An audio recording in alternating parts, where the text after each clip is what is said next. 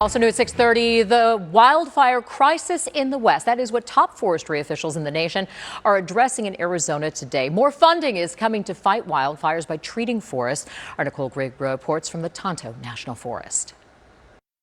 We must take action. That's U.S. Forest Service Chief Randy Moore on the action to protect Arizona. The Forest Service announcing Thursday that they will focus on 11 more fire sheds in the West that need immediate work by thinning and treating the forest to prevent wildfires.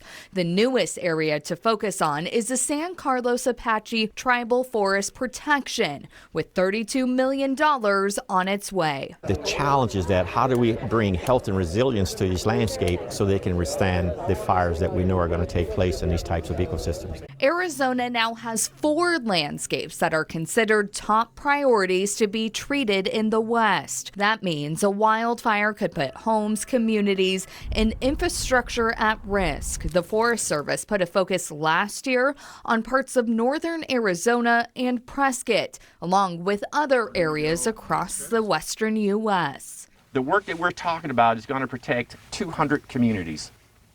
And when you look at protecting 200 communities, you have to have a sense of urgency. We asked Chief Moore, though, what about what happens after a wildfire, like post-wildfire flooding? He says there will also be a focus on restoration, too, like focusing at the top of mountains where problems start. We know that there's a problem when there's a fire and it takes all of the vegetation off the landscape, so there's nothing to hold the soil in place.